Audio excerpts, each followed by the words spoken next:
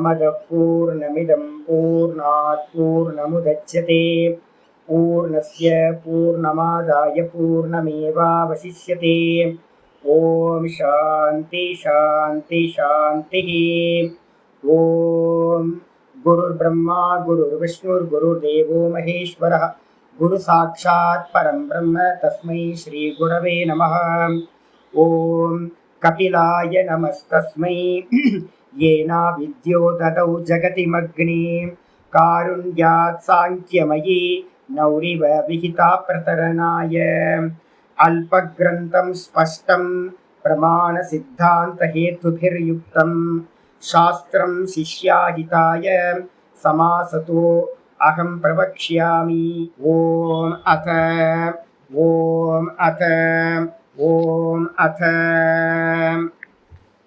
நம்ம பார்த்துக்கிட்டு இருக்கிறது சாங்கிய காரிக்கா.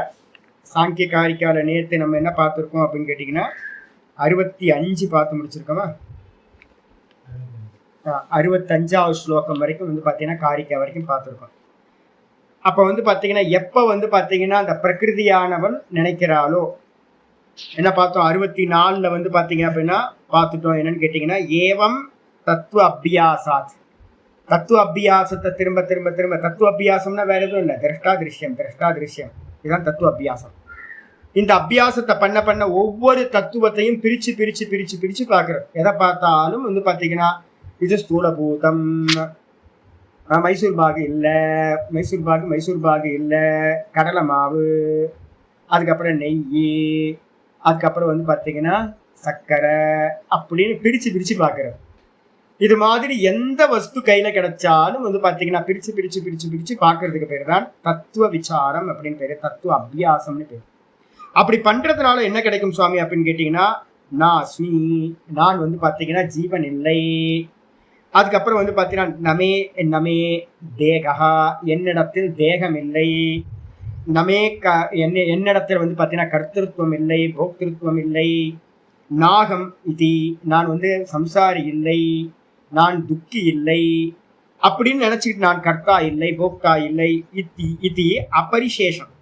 இந்த விதமா சிந்திச்சு சிந்திச்சு வந்து பாத்தீங்கன்னா மிச்சம் இல்லாம வந்து பாத்தீங்கன்னா இது எல்லாத்துக்கும் அந்நியமா வந்து பாத்தீங்கன்னா இருக்கிறேன். யாரு அப்படின்னு கேட்டீங்கன்னா ஒரே ஆளா நான் இருக்கேன். மிச்சம் இல்லாத அனைத்தையும் அறிகின்ற வெறும் ஞானஸ்வரூபியா பார்க்கிறவனா நான் இருக்கேன் அப்படின்னு வந்து பாத்தீங்க அப்படின்னா அவிபர்யாசாத். அப்ப என்ன ஆகும்னு கேட்டீங்கன்னா இருக்கிறது எல்லாத்தையும் பிரிச்சு பிரிச்சு பிரிச்சு பிரிச்சு போட்டீங்கன்னா என்ன கிடைக்கும்? எல்லாம் திருஷ்யம் திருஷ்யம் திருஷ்யம் ஆயிடும். எல்லாம் வந்து பாத்தீங்கன்னா திரிகுணாத்மகம் ஆயிடும். எல்லாம் வந்து பாத்தீங்கன்னா எனக்கு வேற ஜடமா ஆயிடும். அப்ப இதை எல்லாத்தையும் பார்க்கக்கூடியவன் நான் அப்படின்னு உண்மை அறிவு வந்து பாத்தீங்கன்னா உண்டாகும். அவிபர்யாசாத். என்ன கிடைக்கும்? விசுத்தம். தன்னுடைய சொரூபம் என்ன? விசுத்தம் அப்படின்னு கேவலம் தனித்தவன் நான், இந்த தேகாதிகள் எனக்கு இல்லை அப்படின்னு தனித்தவனா வந்து பாத்தீங்கன்னா ஞானம் உற்பத்தியதே, ஞானமானது தத்துவ அபியாசத்திலிருந்து நமக்கு உண்டாகின்றது. சொன்னதுக்கு பிறகு வந்து பாத்தீங்கன்னா 65ல் சொன்னார் தேன நிவிருத்த பிரசவம். அப்ப என்ன ஆயிடும்னு கேட்டீங்கன்னா உங்களுக்கு செப்பரேட் ஆயிடுறாங்க, நான் தனியாயிடுறேன். இந்த இது பிரகிருதி பிரதானம் என்ன பண்ணுது? தனியா போயிடுது. பிரகிருதி பிரதானத்தை எப்படி நம்ம அறியறோம் அப்படின்னு கேட்டீங்கன்னா உங்களுக்கு சித்தம் தான் வந்து பாத்தீங்கன்னா யோகத்துல சொல்லப்பட்டது. சித்தம் தான் ரெப்ரசன்டேட்டிவ். அந்த சித்தத்தை வந்து பாத்தீங்கன்னா பரம்பிரசங்கியானத்துல வந்து என்ன பண்றோம்? செப்பரேட் பண்றோம். செப்பரேட் பண்ணி வந்து பாத்தீங்கன்னா தான் கைவல்யம் ஆயிடுறான். இந்த பிரகிருதியும் கைவல்யம், கைவல்யம்னா தனிச்சதா ஆயிடுது. அப்படி தனிச்சதா ஆன நிலையில என்ன ஆகுதுன்னு கேட்டீங்கன்னா தேன நிவிருத்த பிரசவா. தேனன்றதுக்கு அர்த்தம் வந்து பாத்தீங்கன்னா 65வது காரிக்கால சொல்லுது தேன நிவிருத்த பிரசவாம் அர்த்தவசாத் சப்தரூப வினிவிருத்தாம். அப்ப அர்த்தம் என்ன ஆகுதுன்னு கேட்டீங்கன்னா நிவிருத்த பிரசவம் அப்படின்னா தனியா சேர்ந்தா உற்பத்தி நடக்கும். சேரல அப்படின்னா தனித்தனியா ஆயிட்டாங்க அப்படின்னா பிரசவம் நடக்காது சுவாமி, குழந்தை பெற்றுக்க முடியாது சுவாமி. அப்ப பிரகிருதி வந்து பாத்தீங்கன்னா இந்த கிரியேஷன் எல்லாத்தையும் வந்து பாத்தீங்கன்னா நீங்கி விடுகிறது, நிவிருத்த பிரசவம். அப்ப என்ன ஆகுது அப்படின்னு கேட்டீங்கன்னா அர்த்தவசாத். எப்போ அப்படின்னு கேட்டீங்கன்னா பிரயோஜனம் முடிஞ்சு போச்சு. என்ன பிரயோஜனம் சுவாமி? பிரகிருதியோட பிரயோஜனம் என்னது? போகத்தை கொடுக்கணும், அதுக்கப்புறம் அப்பவர்க்கத்தை கொடுக்கணும், வைராக்கியம் வந்துடும். அப்ப ரெண்டுமே முடிஞ்சு போச்சு. இவனுக்கு போகத்தையும் கொடுத்துருச்சு, இவனுக்கு வைராக்கியம் வந்து இவனுக்கு வந்து பாத்தீங்கன்னா கைவல்யம்ன்ற தன்மையும் கிடைச்சிருச்சு. அதனால என்ன ஆச்சு சுவாமி அப்படின்னா சப்தரூப வினிவிருத்தான். இந்த புத்தியில இருக்கக்கூடிய 8 தன்மைகள், 8 தன்மையில ஞானத்தை மட்டும் விட்டுட்டீங்க அப்படின்னா, ஞானம் தானே இது தத்துவ ஞானம், அது வந்ததுனால மீதி இருக்கிற 8 தன்மைகள் இருக்குல்ல, தர்மம், அப்புறம் வைராக்கியம், ஐஸ்வர்யம், அப்புறம் அஜ்ஞானம், அதர்மம், அவைராக்கியம், அதுக்கப்புறம் அனைஸ்வர்யம், மொத்தம் 7 புத்தியில இருக்க 7. இந்த 7 தன்மைகளும் என்ன ஆகுதுன்னா பரிபூர்ணமா நிவர்த்தி ஆகுது. நிவர்த்தியான நிலையில வந்து பாத்தீங்கன்னா பிரகிருதிம் பஷ்யதி புருஷா. எப்படின்னா அந்த பிரகிருதியை வந்து பாத்தீங்கன்னா புருஷன் என்ன பண்றா அப்படின்னா எந்த ஒரு அப்டக்கலும் இல்லாம நல்லா இவனோட புத்தி எப்படி ஆகுது அப்படின்னு கேட்டா கிறிஸ்டல் கிளியரா வந்து பாத்தீங்கன்னா டிரான்ஸ்பரண்டா இருக்கு. அப்படிப்பட்ட புத்தினால என்ன பண்றா அப்படின்னு கேட்டீங்கன்னா பிரகிருதிம் பஷ்யதி புருஷா. இந்த புருஷன் வந்து பாத்தீங்க அப்படின்னா என்ன பண்றான், இந்த பிரகிருதியை பார்க்கின்றான். அப்ப பிரகிருதின்ற சித்தம் எப்படி ஆயிடுச்சு, எந்த தத்துவங்களும் இல்லாம எல்லாம் எரேஸ் பண்ணி கிளியரா இருக்கு. அப்படிப்பட்டதை பார்க்கும்போது எப்படி பார்க்கிறான், பிரேக்ஷகவத்து அவஸ்திதக சொச்சக, இவன் சுத்தமானவனா இருந்துகிட்டு என்ன பண்றா, எந்த ஒரு அட்டாச்மெண்ட்டும் இல்லாம காட்சிகளை காட்சிகளாக ஒரு ஆடியன்ஸ் பார்க்குற மாதிரி பார்க்குறான். நம்ம ஆடியன்ஸ்ல கூட வந்து பார்த்தீங்கன்னா என்ன பண்றோம் அப்படின்னா ஒன் சைடடா இருக்கும். நம்ம இப்போ இந்தியா கேம் விளையாடுது அப்படின்னா இந்தியா பக்கம் நம்ம இருக்கோம், பாகிஸ்தானுக்கு ஆப்போசிட்டா. அப்போ அப்படி இல்லை. நான் ஜாக்கிசான் படம் பார்த்தேன் அப்படின்னா சின்ன வயசுல எல்லாம் பார்த்துருக்கேன். என்னன்னு கேட்டீங்கன்னா அப்படியே கொந்தளிப்பா இருக்கும். சின்ன பசங்களாம் போய் பார்ப்பேன், 10th 8th படிக்கிற பசங்க. அப்போலாம் சில்வஸ்டர் ஸ்டோலன், நான் இந்த படம் ஜாக்கிசான் படம் ஃபிலிம்லாம் போய் பார்ப்போம். ஒரே அந்த தியேட்டர் ஃபுல்லாக பசங்களாக இருக்கும், சின்ன சின்ன பசங்களா, குட்டி குட்டி பசங்களா. அங்கே ஃபேக்ஷன் நடக்கும்போது இங்கே ஒரே ஆட்டம் பாட்டமாக இருக்கும். அவன் ஒரு கிக் பண்ணா அப்படின்னா நம்ம வந்து முன்னாடி இருக்கிற ஆளை வந்து கிக் பண்ணுவோம் சேரை. ஒரே இதாக ஜோக்காக போயிட்டு இருக்கோம். ஆக்சுவலாக அது ஆடியன்ஸ் இல்லை. பிரேட்சகவத்து அப்படின்னா எப்படி அப்படின்னா ரியாக்ஷன் இல்லாமல், சாட்சின்னு பேர். எந்த ஒரு ரியாக்ஷனும் இல்லாமல் வந்து பார்த்தீங்கன்னா விருப்பு வெறுப்பு இல்லாமல் பார்க்கிறவனாக இருக்கணும். அதுக்கு பேர் பிரேட்சகவத்துன்னு பேர். எப்படி இருக்கான்னு கேட்டிங்கன்னா எது நடந்தாலும் அந்த பிரகிருதியை வந்து பார்த்தீங்கன்னா வெறும் பார்ப்பவனாக தான் சொச்சமா இருந்துட்டு சச்சிதானந்தமா இருந்துட்டு பார்க்கின்றான். சொல்லியாச்சு. இன்னைக்கு பாட்டம் ஆரம்பிக்குது 66வது காரிக்கை. திருஷ்டா மயா மயேத்யுபேக்ஷகः, திரஷ்டா மயேத்யுபேக்ஷகः, ஏகோ திரஷ்டாஹமித்யுபரமத்யன்யா, ஏகோ திரஷ்டாஹமித்யுபரமத்யன்யா, சதி சம்யோகோபிதயோஹ, சதித சம்யோகோபிதயோஹ பிரயோஜனம் நாஸ்தி சர்கஸ்ய, பிரயோஜனம் நாஸ்தி சர்கஸ்ய. திரஷ்டா மயேத்யுபேக்ஷகः, ஏகோ திரஷ்டாஹமித்யுபரமத்யன்யா, சதி சம்யோகேபிதயோஹ பிரயோஜனம் நாஸ்தி சர்கஸ்ய. ஏகஹ ஆச்சாரியர் சொல்றாரு என்னன்னு கேட்டீங்கன்னா, ஏகஹன் இருக்குல்ல, திரஷ்டோ மயா இத்யுபேக்ஷக ஏகஹ. ஏகஹ திரஷ்டா. யாரு திரஷ்டா? நான் பார்ப்பவன் இருக்கல்ல, அவன் ஒரே ஒரு ஆள். திரஷ்டா ஏகஹ, மயா திரஷ்டா இது. அவன் வந்து பார்த்தீங்க அப்படின்னா என்னால் பார்க்கப்பட்டது. எதை பார்த்தான் இவன் அப்படின்னு கேட்டீங்கன்னா மாயாவை, பிரகிருதிய பார்த்துட்டான். என்னால் இவள் பார்க்கப்பட்டாள், என்னால் இவள் இந்த பிரகிருதியானது பார்க்கப்பட்டது என்று வந்து பார்த்தீங்கன்னா இவன்கிட்ட என்ன உண்டாகுது அப்படின்னா உபேக்ஷகா, உபேக்ஷா உண்டாயிடுச்சு. உபேக்ஷா உண்டாயிடுச்சு. எப்படி உபேக்ஷா அப்படின்னு கேட்டிங்கன்னா, இவன் நல்லா போகம் பண்ணுனா, அதுக்கப்புறம் மெதுவாக வைராக்கியம் வந்துச்சு, அதுக்கப்புறம் அந்த பிரகிருதியை வந்து பார்த்தீங்கன்னா பார்த்துட்டான். பார்த்த மாத்திரத்தில் வந்து பார்த்தீங்க அப்படின்னா பார்த்து பார்த்து பார்த்து பார்த்து ஒரு டைமில் என்ன ஆயிடுது, வைராக்கியம், பரவைராக்கியமும் வந்துடுது.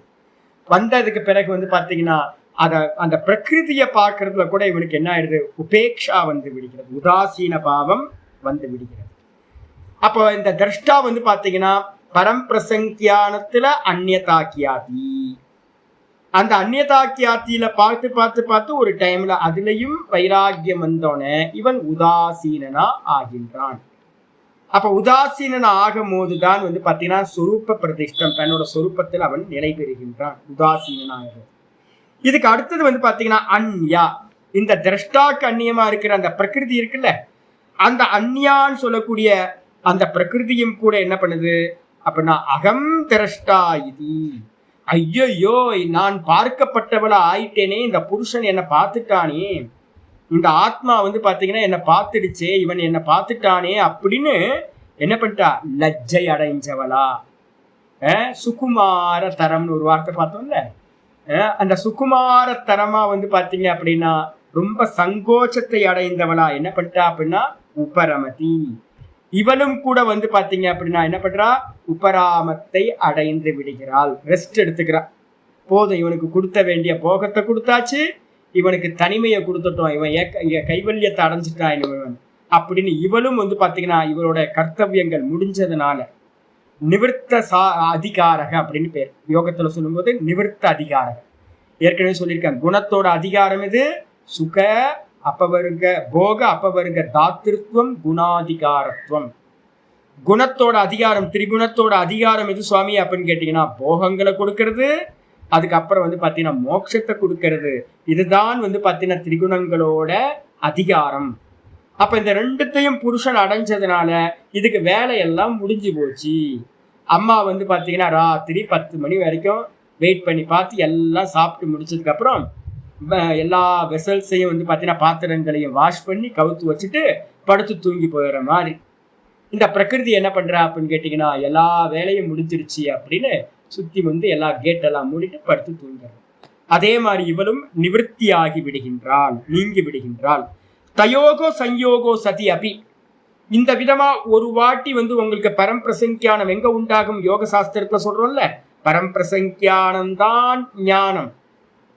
ஞானம்ன்றதுக்கு அர்த்தமே வந்து பாத்தீங்கன்னா பரம்பிரசங்கியான ஞானம்னே அதுக்கு பேரு. யோக இதுல வந்து வித்யாரண்ய சுவாமி வந்து பாத்தீங்கன்னா இதே டெர்மினாலஜி யூஸ் பண்றாரு.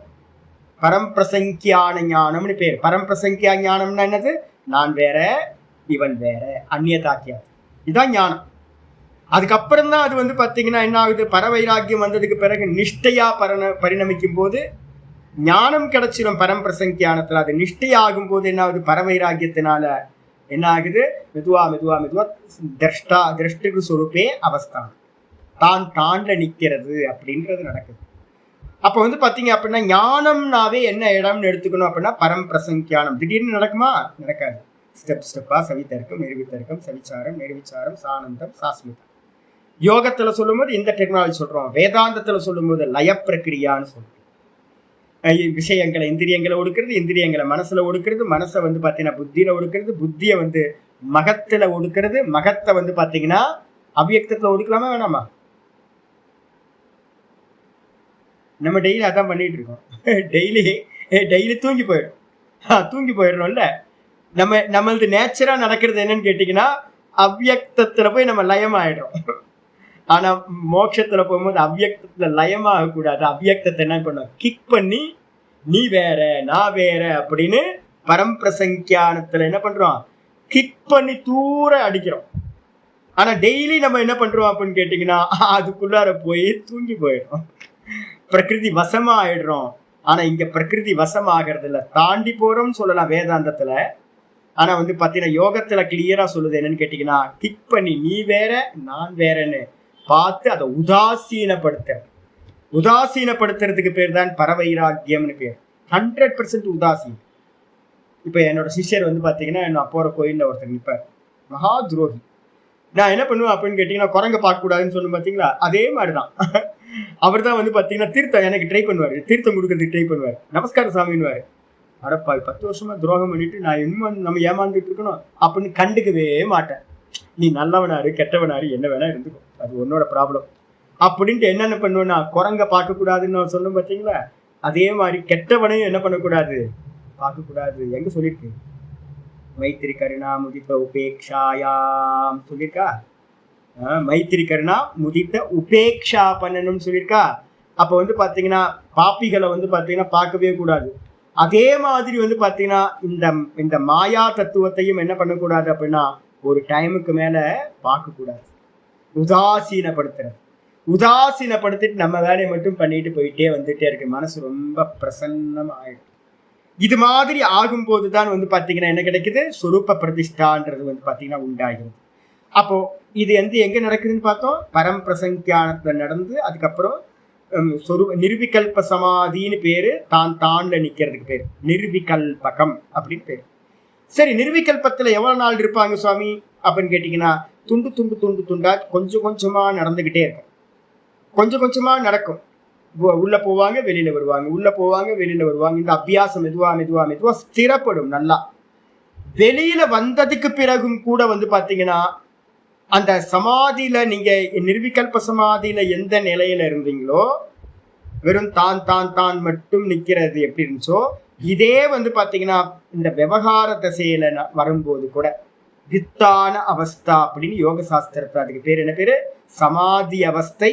சமாதி அவஸ்தைக்கு ஆப்போசிட் அவஸ்தைக்கு என்ன பேரு? வித்தான அவஸ்தை. வித்தான அவஸ்தைன்னு என்ன அர்த்தம்? தூக்கத்துல இருந்து எந்திரிச்சோம் அப்படின்னா எப்படியோ அதே மாதிரி சமாதியில இருந்து வெளியில வருவான். வெளியில வந்தவன் என்ன பண்ணுவான் அப்படின்னு கேட்டீங்கன்னா, நிஷ்டை வந்து பாத்தீங்கன்னா ஆரம்பத்துல எப்படி இருக்கும்? மெதுவா மெதுவா விவகாரம் கொஞ்சம் நடக்கும், சமாதிக்கு போவான். விவகாரம் நடக்கும், சமாதிக்கு போவான். திரும்ப உள்ள வெளியில போயிட்டு வந்துட்டு இருப்பான்.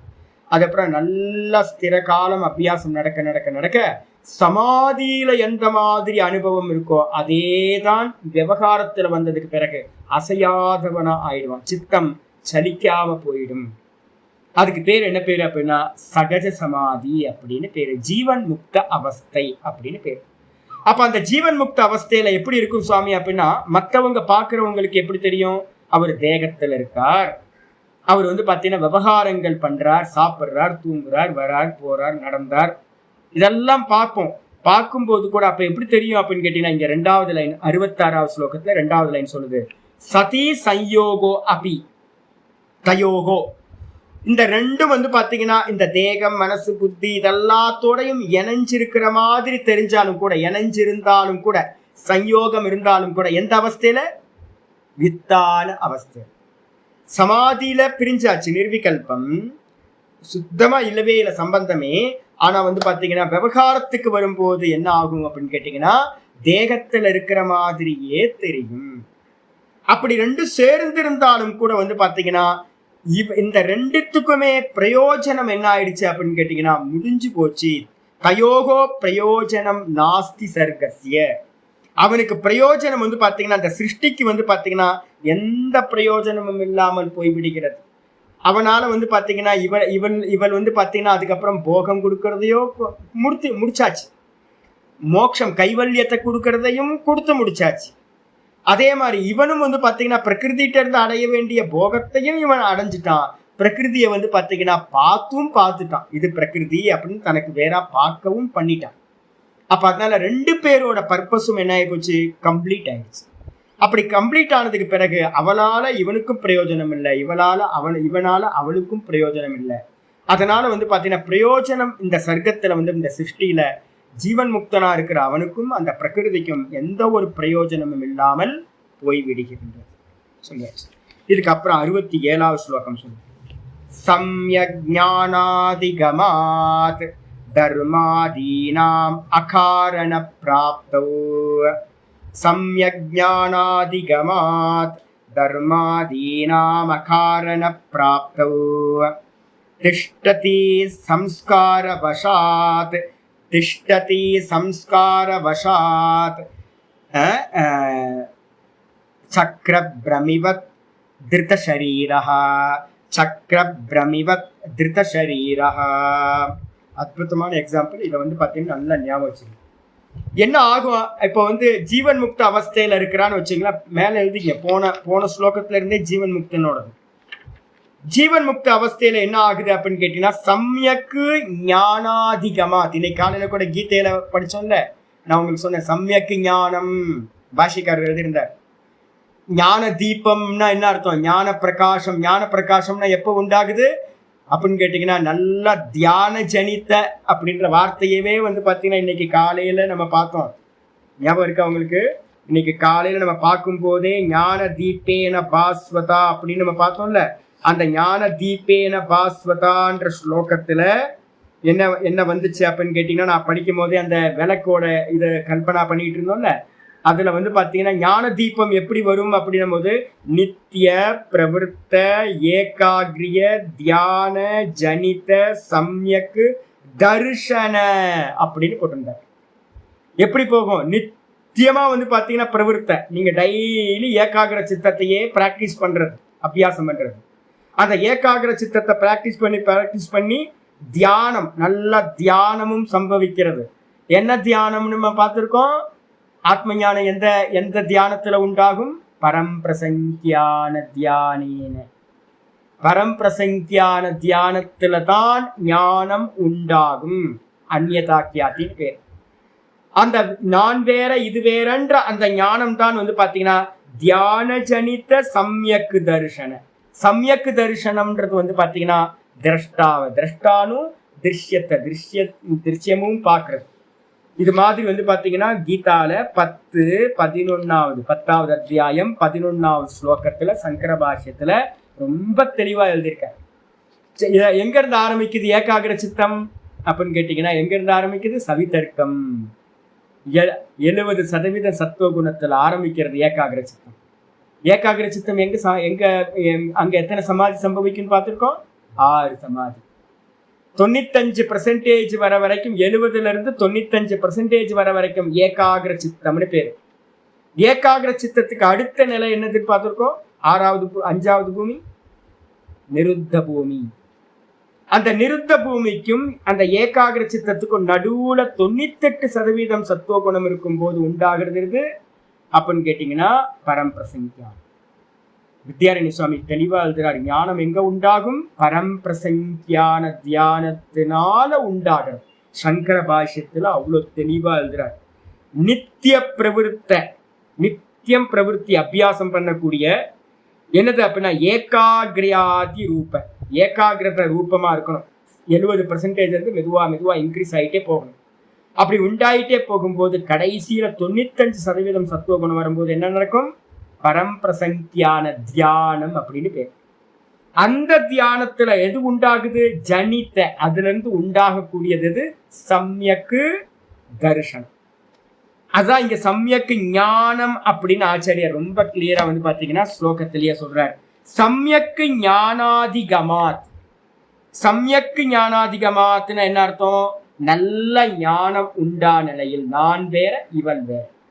அதனால வந்து பாத்தீங்கன்னா தர்மாதீனாம் அகாரண பிராப்தௌ. தர்மாதிகள்னா என்ன அர்த்தம்? சதிமூலே தத்விபாகோ ஜாத்யாயுர் போகாஹா. பார்த்தோமா?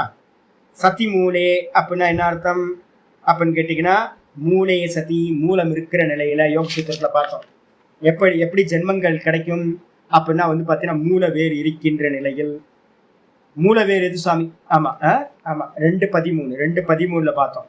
அப்ப வந்து பாத்தீங்க அப்படின்னா எது காரணம்? இந்த ஜென்மத்துக்கெல்லாம் எது காரணமா இருக்கிறது? நம்ம பண்ண புண்ணிய பாப்பங்கள் எல்லாம் எங்க போய் ஸ்டோர் ஆகும்னு சொன்ன அவ்யாக்கிரதத்துல. நம்ம பண்ண புண்ணிய பாப்பத்தோட இருந்து உண்டாகக்கூடிய சம்ஸ்காரங்கள் எல்லாம் எங்க உண்டாகும்? நம்மளுடைய சித்தத்துல போய் பதிவாகும். இப்ப நீங்க பண்ற அபியாசத்தினால என்ன நடக்கும்? நீங்க பண்ற அபியாசம் ஃபுல்லா வந்து பாத்தீங்கன்னா மெதுவா உங்க சித்தத்துல இருக்கிறது எல்லாத்தையும் ரிமூவ் பண்ணி கிளியர் பண்றோம். அதுக்கப்புறம் அந்த பிரகிருதியை வந்து பாத்தீங்க அப்படின்னா பரம்பிரசங்கியான தியானத்தினால ஆப்ஜெக்ட் பண்றது மூலமா என்ன கிடைக்கும்? அந்த பிரகிருதிட்ட இருந்த கனெக்ஷன் வந்து பாத்தீங்கன்னா டிஸ்கனெக்ட் ஆகுது. டிஸ்கனெக்ட் ஆனதுக்கு பிறகு வந்து பாத்தீங்கன்னா அதுல அனந்த கோட்டி ஜென்மங்களா நீங்க பண்ணிருக்கிற பாப்பம் புண்ணியம்லாம் இருக்குல்ல, அது எல்லாம் டிஸ்கனெக்ட் ஆயிடுது. இந்த சித்தத்துல இருக்கிறது எல்லாம் வந்து பாத்தீங்க அப்படின்னா வாசனைகள் எல்லாம் இல்லாம போகுது. இந்த புத்தியில இருந்தது தர்மாதீனாம் அகாரண பிராப்தவ். தர்மம் முதலியவைகள் எல்லாம் என்ன பண்ணது? ஜென்மத்துக்கு காரணமா இருந்தது எல்லாம், தர்மாதிகள் எல்லாம் வந்து பாத்தீங்கன்னா என்ன பண்ணுது? காரணம் இல்லாமல் போய் விடுகிறது. ஆள் இல்லாம போயிடுது. போஸ்ட்ல வந்து பாத்தீங்கன்னா அட்ரஸ் எழுதாம, டூ அட்ரஸ் எழுதாம, ஃப்ரம் அட்ரஸ் எழுதாம வந்து பாத்தீங்க அப்படின்னா ஒரு லெட்டரை வந்து இன்லண்ட் லெட்டரை வந்து டப்பால போட்டீங்கன்னா என்ன ஆகும்? எங்கேயுமே போகாது இல்லை. எங்கேயாவது அட்ரஸ் எழுதுனா தான் ஃப்ரம் டூ இருந்தா தானே போய் சேரும். அப்ப ஃப்ரம் டூவே இல்லை அப்படின்னா அந்த கர்மங்கள்லாம் என்ன ஆகும்? டிஸ்கனெக்ட் ஆயிடுச்சு அந்த பிரகிருதியில இருக்க கர்மங்களோட இவனுக்கு. அப்ப வந்து பாத்தீங்கன்னா ஆள் இல்லை, அது ஜென்மத்தை கொடுக்கறதுக்கு வாய்ப்பு இல்லாம போகும். அப்ப வாய்ப்பு இல்லாம போனதுக்கு பிறகு என்ன ஆகுது அப்படின்னு கேட்டீங்கன்னா மிச்சம் என்ன இருக்கு? திஷ்டதி சம்ஸ்கார வசாத். திஷ்டதி சம்ஸ்கார வசாத்துனா நம்ம ஏற்கனவே பார்த்திருக்கோம். என்னது?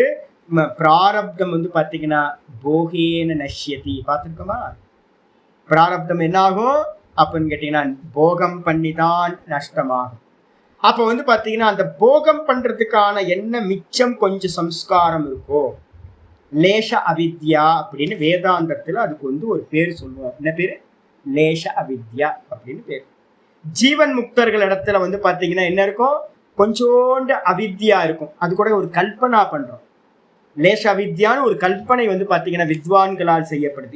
என்னது அப்படின்னா, அவர் முன்னாடி என்ன பண்ணிக்கிட்டு இருந்தாரோ, என்ன பண்ணிட்டு இருந்தார், ஞானத்தை அடையறதுக்கு முன்னாடி கண்ண மூடி உட்கார்ந்து இருப்பார். அது மட்டும் இல்லாம என்ன பண்ணிருப்பார், புக்கை அதுக்கு முன்னாடி கொஞ்சம் முன்னாடி போனீங்கன்னா புக்கு படிச்சுக்கிட்டு இருந்திருப்பார். சாஸ்திரம் சொல்லி கொடுத்திருப்பார். சாஸ்திரத்தை வந்து பாத்தீங்கன்னா தாம் படிச்சிருப்பார். அதுக்கப்புறம் அடுத்த நிலைக்கு போகும்போது தியானம் பண்ணியிருப்பார். தியானத்திலிருந்து தான் இந்த பரம்பிரசங்கியான தியானத்துல இருந்து ஞானம் உண்டாச்சு. அப்ப ஞானம் உண்டானதுக்கு பிறகும் கூட வந்து பாத்தீங்கன்னா இந்த தேகத்துல அவருக்கு தேகத்தோட டிஸ்கனெக்ட் ஆயிட்டார். தேகத்துல இருந்த சம்பந்தம் போயிடுச்சு. ஆனா அந்த தேகம் வந்து பாத்தீங்கன்னா இன்னும் ஒரு 5 வருஷம் இருக்கணும்னு வச்சுங்களேன். அப்ப அந்த தேகம் மனசு புத்தி இதெல்லாம் என்ன பதிவு பண்ணி வச்சிருக்கீங்களோ ஆட்டோவா, அதுக்கு அந்த ஞானம் அடையறதுக்கு முன்னாடி பூர்வ விருத்தம் அப்படின்னு நம்ம சொல்றோம். பூர்வ விருத்தம் அப்படின்னா அந்த ஞானம் அடையறதுக்கு முன்னாடி அந்த ஞானியோட சரீரத்துல, அவருடைய மனசுல, அவரோட புத்தியில, அவரோட இந்திரியங்கள்ல என்னெல்லாம் அபியாசம் செய்யப்பட்டதோ அது வாசனையா பதிஞ்சிருக்குமா? இப்ப என்ன பாத்தீங்க அப்படின்னா காலையில கிளாஸ் முடிஞ்சுதா, காலையில வந்து பாத்தீங்கன்னா ஒரு எந்திரிச்சோடனே ஒரு ஜபம் அனுஷ்டானம் பண்ணுவேன், அப்புறம் ஒரு காஃபி போட்டு குடிப்பேன், அதுக்கப்புறம் வந்து பாத்தீங்கன்னா கிளாஸ் எடுப்பேன், அதுக்கப்புறம் நேரா டக்குன்னு கிளாஸ் முடிஞ்சோடனே நேரா கோயிலுக்கு போவேன், திரும்ப வருவேன், திரும்ப கிளாஸ் எடுப்பேன், அப்ப ஈவினிங் திரும்ப அதே காரியம் பண்ணுவேன். இப்ப ரொட்டீனா இது வந்து பாத்தீங்கன்னா எப்படி இந்த பாடிக்கு வந்து பாத்தீங்கன்னா ஆட்டோவா ஒரு பிராக்டிஸ் ஆயிடுச்சோம். அப்ப ஞானத்துக்கு பிறகு என்ன இருக்குன்னா, இந்த தேகத்துல வந்து பாத்தீங்கன்னா அதே ஆட்டோவா இருக்கிற பிராக்டிஸ் என்ன பண்ணும், ரெகுலரா காலையில எழுந்திரிக்கும், ரெகுலரா இந்த தேகம். ஆனா தேகத்துல இருந்த ஆள் அவன் போயிட்டான், டிஸ்கனெக்ட் ஆயிட்டு. அவன் வந்து பாத்தீங்கன்னா நான் இல்லப்பா தேகம், நான் மனசு இல்லப்பா, நான் புத்தி இல்லப்பா, இதெல்லாம் வந்து பாத்தீங்கன்னா என்னோடது இல்லப்பா அப்படின்னு அவன் என்ன பண்ணிட்டான், நான் நாகம் தேகோ, நான் தேகம் இல்லை, நான் கர்த்தா இல்லை, நான் போக்தா இல்லை அப்படின்னு இதுல இருந்த எல்லா சம்பந்தத்தையும் அவன் வெட்டிட்டான். ஆனா வெட்டினதுக்கு பிறகும் மிச்சம் இருக்கிற 5 வருஷம் பிராரப்தம் எப்படி போகும், அந்த ஞானி புருஷன் என்ன பண்ணிக்கிட்டு இருந்தானோ அந்த சரீரத்துல அதே காரியத்தை அந்த சரீரம் என்ன பண்ணும், பண்ணிக்கிட்டு இருக்கும். அதுக்குதான் ஆச்சாரியர் சொல்றார், திஷ்டதி சம்ஸ்கார வசாத். அந்த தேகத்துல என்ன பதிவு பண்ணப்பட்டிருக்கோ சம்ஸ்காரம் வாசனை, அதே மாதிரி வந்து பாத்தீங்கன்னா சக்கர பிரமிவத் திருத்த சரீரா. சக்கர பிரமிவத் அப்படின்னா என்ன அர்த்தம், நம்ம வந்து ஃபேன் இருக்குல்ல, சக்கரம் இந்த முன்னாடிலாம் வந்து பாத்தீங்கன்னா பானை செய்யறதுக்கான சக்கரம், பானையை வந்து பாத்தீங்கன்னா செஞ்சு முடிச்சதுக்கு பிறகு என்ன பண்ணுவாங்கன்னா ஒரு கத்தியை வச்சு வெட்டி அந்த பானையை வந்து மண் பானையை எடுத்துருவாங்க. சக்கரத்துக்கு மேலதான் வச்சு பண்ணுவாங்க, வெட்டி எடுத்துருவாங்க. எடுத்ததுக்கு பிறகும் அந்த சக்கரம் வந்து பாத்தீங்கன்னா சுத்திக்கிட்டே இருக்கும். பானை தான் பண்ணியாச்சேப்பா, பானை பண்ணியாச்சு அப்படின்னா அந்த சக்கரம் வந்து நிக்க வேண்டியது என்ன அப்படின்னா, இல்ல பானையை வனைஞ்சி எடுத்து கொண்டு போய் வெயில வச்சிருவாங்க. ஆனாலும் அந்த சக்கரம் வந்து பாத்தீங்கன்னா எவ்வளவு வேகத்துல சுத்தப்பட்டதோ அந்த அளவுக்கு வேகத்துல அது மெதுவா சுத்தி நிக்காது. இப்ப நீங்க அந்த காலத்து போவேனா, இப்ப நம்ம பாருங்க ஃபேன் ரூமை விட்டு வெளில போறோம், ஃபேன் ஆஃப் பண்ணிட்டு போயிடும். ஆனா நம்ம சுவிட்ச் ஆஃப் பண்ண மாத்திரத்துல ஃபேன் நிக்குமா, நிக்கிறது. அப்ப என்ன ஆகும், எவ்வளவு வேகமா சுத்தப்பட்டதோ அந்த அளவு மெதுவா டவுன் ஆகி நின்னுப்போம். இதுக்கு பேரு சக்கர பிரமிவத். சக்கரத்தை சுத்தினது வந்து பாத்தீங்கன்னா எப்படி மெதுவா நிக்குமோ அதே மாதிரி பிராரப்த கர்மா எது வரைக்கும் இருக்கோ அது வரைக்கும் வந்து பாத்தீங்கன்னா சுத்தி இந்த தேகம் என்ன பண்ணும் அப்படின்னு கேட்டினா நின்று போகும். திருத்த சரீரக, இவன் வந்து அந்த ஜீவன் வந்து பாத்தீங்கன்னா அந்த பிராரப்தம் வரைக்கும் அந்த சரீரத்தை தாங்கியவனா இருக்கான் அப்படின்னு திருத்த சரீரக இருப்பான். ஆனா அந்த தேகத்தோட அவனுக்கு எந்த ஒரு சம்பந்தமும் இருக்காது. அவனுக்கு பேரு ஜீவன் முக்தன் அப்படின்னு பேர் சொன்னதுக்கு பிறகு வந்து பாத்தீங்கன்னா ஜீவன் முக்தியை சொல்லியாச்சு, விதேக முக்தியை சொல்லணுமா? ஆச்சாரியர் வந்து பாத்தீங்கன்னா 68வது ஸ்லோகத்துல விதேக முக்தியை சொல்ற. பிராப்தே, இப்போ கேள்வி வருது, என்ன கேள்வி அப்படின்னா, ஜீவன் முக்தன் எப்படி இருப்பான் அப்படின்னு கேட்டா புதுசா ஒரு காரியம் பண்ண மாட்டான், சங்கல்பம் பண்ண மாட்டான். நல்லா தெரிஞ்சுங்க, ஜீவன் முக்தனுக்கு பிறகு வந்து பாத்தீங்கன்னா ஒருவேளை அவன் முன்னாடி என்ன சங்கல்பம் பண்ணிதான் அதுதான் நடக்கும் ஒழிய, வாஸ்தவத்துல ஜீவன் முக்தனானதுக்கு பிறகு இந்த லோக்கமே அவனுக்கு பொய்யா போயிடுமா? இந்த லோக்கமே பொய்யா போனதுக்கு பிறகு இதோட டிஸ்கனெக்ட் ஆயிட்டான். அதாவது உதாசீனகன்னு போட்டிருக்கு. இந்த ஜெகத்துல எது நடந்தாலும் வந்து பாத்தீங்கன்னா அவனுக்கு என்ன ஆயிடும், உதாசீன பாவம் வந்துடும். ரமண பகவான் சொல்லும்போது சொன்னல, சாமி நம்ம எல்லாம் ஏதாவது பண்ணலாமே அப்படின்னு கேட்கும்போது நீ உன்னை தெரிஞ்சுக்க தானே வந்த, ஆமா தெரிஞ்சுக்கிட்டதுக்கு அப்புறம் பார்க்கலாம் மிச்சம்னு உலகம்னு ஒண்ணு இருந்தா அப்படின்ற. அப்ப அவருக்கு முன்னாடி எப்படி இருந்திருக்குன்னா, யாரோ வந்திருக்காங்க, யாரோ போயிருக்காங்க. பகவான் வந்து பாத்தீங்கன்னா ஒரே உபேக்ஷா பாவத்துல இருந்தார், உதாசீன பாவத்திலே இருந்தாராம். அப்ப உதாசீனம் வந்துடும். ராஜா வந்தாலும் பூஜா வந்தாலும் எல்லாம் ஒண்ணுதான், ஒரு டிஃப்ரெண்ட் இருக்காது. இந்த உலகத்துல எது நடந்தாலும் ஐயோ கிறிஸ்தவன் வந்துட்டானே, அவனோ முஸ்லீம் வந்துட்டானே, இதை பண்ணுவானே அதை பண்ணுவானே, எதுவும் இருக்காது. அவன் பாட்டுக்கு வந்து பாத்தீங்கன்னா இதெல்லாம் சொப்பன மாதிரி பார்த்துட்டு போயிட்டே இருப்பான், டிஸ்கனெக்ட் ஆயிடும் அவனுக்கு. அப்ப பிரேட்சகவத்துன்னு ஏற்கனவே சொல்லியாச்சு, ஆடியன்ஸ் மாதிரி பார்த்துக்கிட்டு இருப்பான், எந்த விமர்சனமும் இல்லாம உதாசீன பாவத்துல. சொன்னதுக்கு பிறகு வந்து பாத்தீங்கன்னா அப்ப அந்த தேகத்துல என்ன நடக்கும், ஏற்கனவே பண்ணப்பட்ட சங்கல்பங்கள் மட்டும் பிராரப்த வசத்தினால நடக்க முடிய, புதுசா ஒரு சங்கல்பத்தை பண்ணி நான் இதை பண்ணுவேன் அதை பண்ணுவேன்னு அவனுக்கு உண்டாகாது. சாஃப்ட்வேர்ல ஏற்கனவே என்ன ரெக்கார்ட் ஆயிருக்கும் அது மட்டும் தான் போகும். இதுக்கு அடுத்தது வந்து பாத்தீங்கன்னா 68வது ஸ்லோகம் சொல்லுது, பிராப்தே ஷரீர பேதே, பிராப்தே ஷரீர பேதே, ஷரீர பேதே சரிதார்த்தத்வாத் பிரதான விநிவృத்தௌ, சரிதார்த்தத்வாத் பிரதான விநிவృத்தௌ ஐகாந்திகம் ஆத்யந்திகம் உபயம், ஐகாந்திகம் ஆத்யந்திகம் உபயம் கைவல்யம் கைவல்யமாப்னோதி, கைவல்யமாப்னோதி. பிராப்தே ஷரீர பேதே, பிராப்தே மாத்தி போட்டுங்க, ஷரீர பேதே பிராப்தி. சரீரம் வந்து பாத்தீங்கன்னா பிரிவு உண்டு. இது வரைக்கும் சரீரம் பிராரப்த வசத்தினால இருந்துச்சு. இந்த சரீரம் வந்து பாத்தீங்கன்னா பேதே அப்படின்னா விழுந்த நிலையில் இந்த சரீரம் பிராரப்தம் வந்து பாத்தீங்கன்னா முடிஞ்சு போச்சு. 5 வருஷ காலம் வந்து ஜீவன் முக்தனா இருந்தான். ஜீவன் முக்தனா இருக்கும்போது முன்னாடி அவன் சங்கல்பம் பண்ணியிருந்தான். அப்படின்னா என்ன சங்கல்பம் பண்ணியிருந்தானா, நான் வந்து பாத்தீங்கன்னா இந்த ஜெகத்துக்கு வந்து பாத்தீங்கன்னா நிறைய கஷ்டப்படுறாங்க, இவங்களுக்கெல்லாம் உபதேசம் பண்ணணும், இந்த கிரந்தங்கள் எல்லாம் எழுதணும் அப்படின்னு சங்கல்பம் பண்ணியிருந்தா மட்டும்தான் ஜீவன் முக்த அவஸ்தையில அவன் உபதேசம் பண்றவனா இருப்பான், அவன் கிரந்தங்கள் எழுதுவான், இந்த ஜெகத்துக்கெல்லாம் கல்யாணம் பண்ணுவான். ஒருவேளை அவன் ஜீவன் முக்தருக்கு ஆவறதுக்கு முன்னாடி குருநாதர் சொல்லி கொடுத்திருக்காரு, இது எதுவும் சங்கல்பம் பண்ணாத, வம்பா போயிடும், இது எல்லாம் பொய்ன்னு சொல்லி கொடுத்துருக்காருன்னு வச்சுங்க. இது வேற நீ வேற, இதெல்லாம் திருஷ்யம் திருஷ்யம் திருஷ்யம் சொல்லி கொடுத்துருக்காருன்னு வச்சுங்க. அப்ப என்ன ஆகும், இவன் வந்து பாத்தீங்க அப்படின்னா எந்த சங்கல்பமும் இல்லாத நிறைய பேர் வராங்க, நிறைய பேர் போயிடுறாங்க, யாருக்கும் தெரியவே தெரியாது. அலிங்ககான்னு பேர் பிரம்மசூத்திரத்துல சொல்லுது.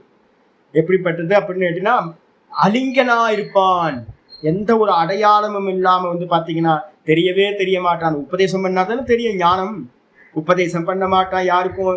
சாதாரணமா இருக்கிற பிராரப்தம் இருக்கிற வரைக்கும் அப்படியே இருந்து அப்படியே முடிஞ்சு போவான், யாருக்கும் தெரியவே தெரியாது. ஒரு ஞானி புருஷன் நம்ம பக்கத்திலே இருந்திருக்காருன்னு கூட தெரியாது. எந்த அடையாளங்களும் இல்லாம சாதாரண பெர்சன் மாதிரி வந்துட்டு போயிடுவான். அப்ப வந்து பாத்தீங்கன்னா சரீரம் விழுந்த நிலையில 5 வருஷம் ஜீவன் முக்த அவஸ்தையில இருக்கான். பிராரப்தம் வந்து பாத்தீங்கன்னா முடியுது. ஷரீர பேதே பிராப்தே, இந்த சரீரம் வந்து பாத்தீங்க அப்படின்னா மரணத்தை அடைஞ்ச நிலையில, இவனை விட்டு விலகிய நிலையில, சரீரம் பிரிவை அடைகின்ற நிலையில், சரீரம் பிரிஞ்சு போகுது. பிரிஞ்ச நிலையில வந்து பாத்தீங்கன்னா சரிதார்த்தத்துவாத் பிரதான விநிவృத்தம். சரிதார்த்தம் அப்படின்னா இந்த பிரகிருதி ஏற்கனவே இவனுக்கு கொடுக்க வேண்டிய போகத்தையும் கொடுத்துருச்சு, மோட்சத்தையும் கொடுத்துருச்சு. அதுக்கப்புறம் மிச்சம் இருக்க பிராரப்தத்தை கொடுக்கறதுக்காக கொஞ்சம் அதோட இணைஞ்சு இருந்துச்சு. அதுக்குதான் என்ன பேர் சொல்றோம், ஜீவன் முக்த அவஸ்தையில இருக்கக்கூடிய அவித்யாவோட சம்பந்தத்துக்கு பேரு லேச அவித்யா. லேசம் அப்படின்னா துளின்னு அர்த்தம். லேச மாத்திரம்.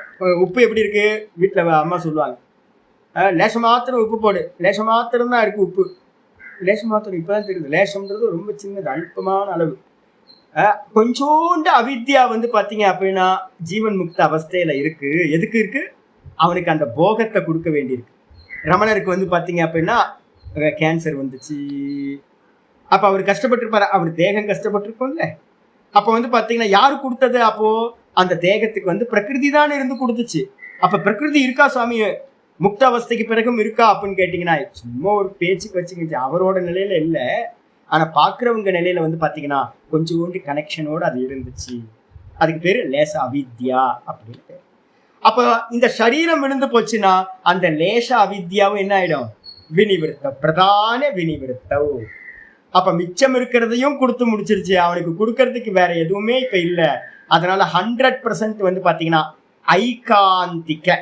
ஐகாந்திகம்ன்றதுக்கு அர்த்தம் நிச்சயமா. ஏகாந்திக சிபாவம் ஐகாந்திகம், நிச்சயமா. அதே மாதிரி ஆத்தியந்திகம் அப்படின்றதுக்கு அர்த்தம் 100%, நிச்சயமா 100%. ஏன் சுவாமி இந்த வார்த்தையை சொல்லணும் அப்படின்னு கேட்டீங்கன்னா, தூக்கத்துல நமக்கு நடக்குதே சின்ன சின்ன மோட்சம். எப்பெல்லாம் நீங்க டீப் ஸ்லீப் தூங்குறீங்களோ அப்பெல்லாம் வந்து பாத்தீங்கன்னா சின்ன சின்னதா நமக்கு வந்து பாத்தீங்கன்னா மோட்சம் கிடைச்சிட்டு இருக்கு. ஆனா முடிவா இருக்கா, நிச்சயமா இருக்கா? இல்ல, திரும்ப வந்துடுறோம் சம்சாரத்துக்கு. அப்ப ஆனா ஜீவன் முக்தனுக்கு நடக்கிறது என்ன நடக்குது அப்படின்னு கேட்டீங்கன்னா, நிச்சயமா இருக்கு. அதுக்கப்புறம் 100% வந்து பாத்தீங்கன்னா என்ன ஆயிடுது, உபயம். ஐகாந்திகம் உபயம். உபயம்னு என்ன அர்த்தம்? இந்த புருஷனும் இந்த பிரகிருதியும் இந்த இரண்டும் வந்து பாத்தீங்கன்னா கைவல்யம் ஆப்னோதி. இந்த ரெண்டுமே கைவல்யத்தை அடைந்து விடுகிறது. ரெண்டும் கைவல்யத்தை. ஆமா, இவனும் தனியாயிடுறான். தனிச்ச பாவத்துக்கு பேர் கைவல்யம். இந்த பிரகிருதியும் வந்து பாத்தீங்கன்னா செப்பரேட்டா தனிச்சதாயிடுது. இதுக்கு பேர் வந்து பாத்தீங்கன்னா இதுக்கும் கைவல்யம். புருஷனுக்கும் கைவல்யம், பிரகிருதிக்கும் கைவல்யத்தை அடைகின்றது சொல்லியாச்சு. அப்புறம் 69வது காரிக்கா சொல்லு. புருஷார்த்த ஞானமிதம் குஹ்யம் பரமர்ஷினா சமாக்கியாதம். புருஷார்த்த ஞானமிதம் குஹ்யம் பரமர்ஷினா சமாக்கியாதம். ஸ்தித்யுத் உற்பத்தி பிரளயாஸ்ச ஸ்தித்யுத்பத்தி பிரளயாஸ்ச சிந்த்யந்தே சிந்த்யந்தே யத்ர பூதானாம் யத்ர பூதானாம். ஆச்சாரியர் சொல்றாரு என்னன்னு கேட்டீங்கன்னா, யத்ர பூதானாம். 2வது லைன்ல இருந்து மீனிங் கிடையாது. யத்ர யஸ்மின்னு, எந்த தத்துவ சாஸ்திரத்துல, யத்ரன்றதுக்கு அர்த்தம் எந்த தத்துவ சாஸ்திர விஷயத்துல, பூதானாம் பூத்தங்களுடைய இந்த ஜீவராசிகள் இருக்குல்ல, எல்லா ஜீவராசிகளும் இந்த உலகத்தில் இருக்க எல்லா ஜீவராசிகளுடைய ஸ்திதி, உற்பத்தி, பிரளயஸ்ச, இந்த 3மே சிருஷ்டி ஸ்திதி லயம், இந்த 3ம் வந்து பாத்தீங்க அப்படின்னா சிந்தியந்தே, எந்த சாஸ்திரத்துல எந்த ஞான விஷயத்துல சிந்தனை செய்யப்படுகின்றதோ, ஜீவர்கள் ஏன் பிறக்கிறாங்க, எப்படி அவங்க இருக்கிறாங்க, அவங்களுக்கு பிரளயம் எப்படி உண்டாகும், பந்தம்னா என்ன, மோக்ஷம்னா என்ன, சம்சாரம்னா என்ன அப்படின்னு இதை பத்தின எல்லா விஷயங்களும் எந்த சாஸ்திரத்துல விசாரம் செய்யப்படுகிறதோ, சிந்தனை செய்யப்படுகிறதோ, அது என்னது? புருஷார்த்த ஞானம். அது எது அப்படின்னு கேட்டீங்கன்னா, இதம் புருஷார்த்த ஞானம். இதுதான் இப்ப நம்ம கிரந்தத்துல இத்தனை ஸ்லோகம் வரைக்கும் 68 ஸ்லோகம் வரைக்கும் என்ன படிச்சோமோ இதுதான் புருஷார்த்த இதம் ஞானம். புருஷார்த்தம் இதம் புருஷார்த்த ஞானம். இந்த புருஷார்த்தம், புருஷார்த்தம் என்ன சுவாமி? தர்ம அர்த்த காம மோட்சம். இதுல எதை எடுக்கணும் அப்படின்னு கேட்டீங்கன்னா, தர்ம அர்த்தத்துக்காகவா காமத்துக்காகவா இதை படிக்கிறோம்? இல்ல, மோட்சம். அப்ப மோட்ச புருஷார்த்தமா இருக்கக்கூடிய இந்த தத்துவ சிந்தனம் வந்து பாத்தீங்கன்னா இந்த கிரந்தத்துல சொல்லப்பட்ட ஞான விஷயங்கள். பரமரிஷினா, பரமரிஷி அப்படின்னா யார சொல்லணும்? கபில மகரிஷி, கபில முனிவர். கபில முனிவரால் வந்து பாத்தீங்கன்னா சமாக்கியாத்தம், சம்யக்கு ஆக்கியாத்தம், நன்றாக செய்யப்பட்டதா சாங்கிய சூத்திரங்கள்ல சொல்லப்பட்டிருக்கு. இவ்வாறு வந்து பாத்தீங்கன்னா 69வது ஸ்லோகத்துல என்ன பண்றார்? கன்க்ளூஷனுக்கு வர ஆரம்பிச்சிட்டார். அடுத்த ஸ்லோகமும் சொல்றாரு பரம்பரா வந்து பாத்தீங்கன்னா எப்படி வந்துச்சு. ஆச்சாரியார் கபில முனிவரை பத்தி சொல்லியாச்சு. சொன்னதுக்கு பிறகு 70வது ஸ்லோகம் சொல்லுது, ஏதத் பவித்ரமக்ரியம் ஏதத் பவித்ரமக்ரியம் முனிராசுரயே அனுகம்பயா பிரததௌ முனிராசுரயே அனுகம்பயா பிரததௌ ஆசுரிரபி பஞ்சசிகாய ஆசுரிரபி பஞ்சசிகாய தேன ச பகுதா கிருதம் தந்திரம் தேன ச பகுதா கிருதம் தந்திரம். என்ன பண்றாரு அப்படின்னு கேட்டீங்கன்னா, ஆச்சாரியர் சொல்றாரு பவித்திரம். பவித்திரம்னா இந்த சாஸ்திரம் எப்படி பண்ணக்கூடியது? அஜ்ஞானத்தை போக்கக்கூடியது. நான் இன்னைக்கு காலைல கூட சொன்னேன், பவித்திரம் பரமம் பவித்திரம் அப்படின்னு வேதாந்தத்துல நம்ம பார்த்தோம்.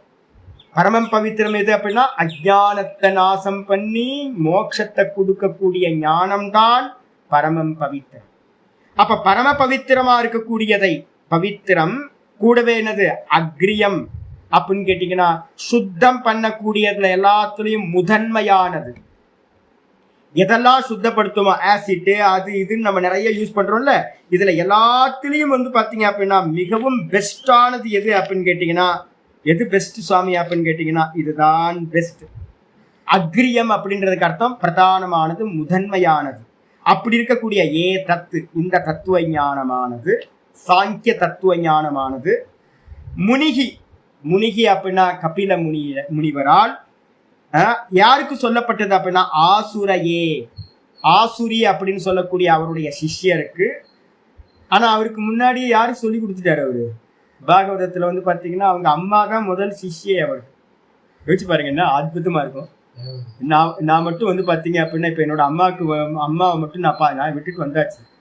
நான் இப்ப யோசிச்சு பார்க்கறேன், ஐயோ என்னோட அம்மாவுக்கு ஏன் ஞானமே கிடைக்கல, என்ன கர்மான்னு தெரியலையே. ஏன் அப்படின்னா என்கிட்ட எதெல்லாம் நல்ல விஷயமா எனக்குள்ளார நான் பார்ப்பனோ அதெல்லாம் என்னோட அம்மாட்ட இருந்து வந்தது.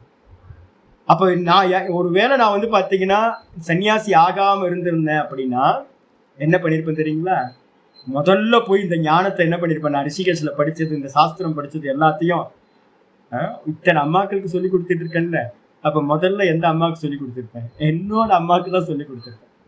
எனக்கு தான் யோசிக்கிறேன் எப்படி இந்த பாக்கியம் கிடைக்கல அப்படின்னு. ஆனா வந்து பாத்தீங்கன்னா கபில முனிவருக்கு பாக்கியம் கிடைச்சி தன்னோட அம்மாவுக்கு தேவகுதிக்கு வந்து பாத்தீங்கன்னா முதல் உபதேசம் பண்றாரு. ஆனா சிஷ்ய பரம்பரை வந்து எங்க இருந்து ஆரம்பிச்சது அப்படின்னு கேட்டீங்கன்னா ஆசுரிக்கு வந்து பாத்தீங்கன்னா கபில முனிவர் எப்படி உபதேசம் பண்ணார்? அனுகம்பையா பிரததோ. ரொம்ப முக்கியம், இன்னைக்கு கூட வார்த்தை பார்த்தோம்ல, அனுகம்பார்த்தம், கருணா, தயா.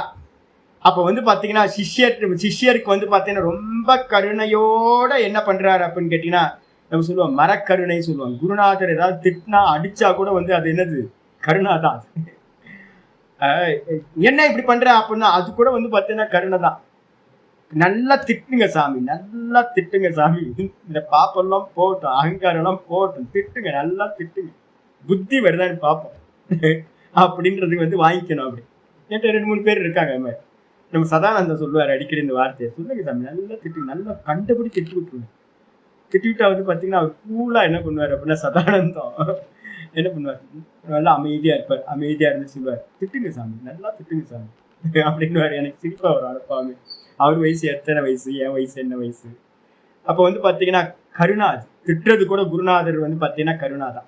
அப்ப குருநாதர் என்ன பண்றாரு அப்படின்னா அனுகம்பையா, ரொம்ப கருணையோட தயாவோட என்ன பண்ணாரு, ஆசுரிக்கு வந்து பாத்தீங்கன்னா இந்த சாங்கிய சாஸ்திரத்தை பிரததோ அப்படின்னா நன்றாக கொடுத்தார், உபதேசித்தார். சரி, ஆசுரி என்ன பண்ணார் அப்படின்னு கேட்டா ஆசுரி ரபி பஞ்சசிகாய, ஆசுரியும் கூட என்ன பண்ணார், பஞ்சசிகாச்சாரியார் அப்படின்னு சொல்லக்கூடிய சிஷ்யருக்கு கொடுத்தார். இப்போதைக்கு நம்ம பாக்குறது யாரு அப்படின்னு கேட்டீங்கன்னா ஆசுரியோடது கொஞ்சம் தான் கிடைக்குது. ஆனா வந்து பாத்தீங்கன்னா பஞ்சசிகாச்சாரியார் தான் வந்து பாத்தீங்கன்னா மகாபாரதம் ஃபுல்லா முக்கியமான ஆச்சாரியரா இருந்திருக்காரு. அவர் மூலமா வந்து என்னாச்சு அப்படின்னு கேட்டீங்கன்னா தேனச்ச பகுதா கிருதம் தந்திரம் தெளிவா எழுதுறார் ஆச்சாரியார். அந்த பஞ்சசிகாச்சாரியார்னாலதான் வந்து பாத்தீங்கன்னா அந்த சாஸ்திரம் வந்து நிறைய பேருக்கு உபதேசிக்கப்பட்டது. நிறைய கிரந்தங்களும் வந்து பாத்தீங்கன்னா பண்ணிருக்காங்க. ஏகப்பட்ட கிரந்தங்கள் வந்து பாத்தீங்கன்னா இந்த சாங்கிய சாஸ்திரத்தை பேஸ் பண்ணதா. அநேகம் பகுதா கிருதம் தந்திரம், தந்திரம்ன்றதுக்கு அர்த்தம் சாஸ்திரம். இந்த சாங்கிய சாஸ்திரமானது பகுதா கிருதம்னா அநேக நபர்களால் அநேக விதங்களாக செய்யப்பட்டது. இப்ப யாரு சுவாமி ஃபேமஸா இருக்கு அப்படின்னு கேட்டீங்கன்னா நம்ம படிக்கிறது முதல்ல இதை படிப்போம், சாங்கிய என்னது காரிக்கா ஈஸ்வர கிருஷ்ணரோடது படிக்கிறோம். இதுக்கு மேல வந்து பாத்தீங்கன்னா யாரு பாஷ்யம் பண்ணிருக்கா, கௌடபாத பாஷ்யம் இருக்கு. அப்ப என்ன அர்த்தம், கௌடபாதருக்கும் முன்னாடி சங்கராச்சாரியோட பரமகுருவா இருக்கிற கௌடபாதருக்கும் முன்னாடி ஈஸ்வர கிருஷ்ணர் இந்த சாங்கிய காரிக்காவை பண்ணியிருக்காருன்னு தெரியுது. அப்ப ரொம்ப பழசு தானே இந்த சாங்கிய காரிக்கா. அதுக்கு மேல வந்து பாத்தீங்கன்னா கௌடபாதர் வந்து பாஷ்யம் பண்றாருன்னு வச்சுங்க. அவர் நிறைய கிரந்தம் பண்ணவே இல்லை. மாண்டுக்கிய காரிக்காவை பண்ணின கௌடபாதர் இதுக்கு பாஷ்யம் பண்றாருன்னா அப்ப இதுக்கு எவ்வளவு இம்பார்ட்டன்ஸ் இருந்திருக்கும். அப்ப வந்து பாத்தீங்கன்னா இதுக்கு பாஷ்யம் பண்ணியிருக்காரு. அதுக்கு மேல வந்து பாத்தீங்கன்னா வாச்சஸ்பதி மிஸ்ரர் அப்படின்னு சொல்லக்கூடிய மகா பண்டிதர் பிரம்மசூத்திரத்துக்கு வந்து பாத்தீங்கன்னா பாமதி அப்படின்னு சொல்லக்கூடிய ஒரு வியாக்கியானத்தை பண்ணவர். அவர் என்ன பண்றாரு, பாமதிக்காரர்னு சொல்லக்கூடிய அவர் என்ன பண்றாரு அப்படின்னு கேட்டீங்கன்னா வாச்சஸ்பதி மிஸ்ரர் ரொம்ப பண்டிதர். அவர் என்ன பண்றாரு, சாங்கிய தத்துவ கௌமுதி அப்படின்னு ஒரு கிரந்தம் பண்றார். அப்ப 3 கிரந்தங்கள், காரிக்கா, சாங்கிய காரிக்கா, அப்புறம் சாங்கிய காரிக்காக்கு மேல கௌடபாத பாஷ்யம், கௌடபாத பாஷ்யம்க்கு அப்புறம் வந்து பாத்தீங்கன்னா சாங்கிய தத்துவ கௌமுதி அப்படின்னு 3 கிரந்தங்கள் பரம்பரையில வந்து பாத்தீங்கன்னா பிரசித்தமாக படிக்கப்படுகிறது. சாங்கிய சூத்திரங்கள் வந்து பாத்தீங்கன்னா ரொம்ப கம்மியா, அங்க இங்க கொஞ்சம் வந்து 1-2 கிடைக்குது அப்படின்னு புரிஞ்சுக்கணும். இவ்வாறு செய்யப்பட்டதுன்னு சொல்லியாச்சு. 70வது சூத்திரம், 70வது காரிக்கா. 71வது சொல்ற, சிஷ்ய பரம்பரையா கதம், சிஷ்ய பரம்பரையா கதம் ஈஸ்வர கிருஷ்ணேன சைததார்யாதிபிஹி சங்கிப்தமார்யமதினா சம்யக் விஜ்ஞாய சித்தாந்தம் சிஷ்ய பரம்பரையா ஆகதம். நல்லா தெரிஞ்சுங்க, எங்க விட்டு போச்சு தெரியுங்களா? பஞ்சசிகாச்சாரியார் வாழ்ந்த காலம் மகாபாரத காலம்.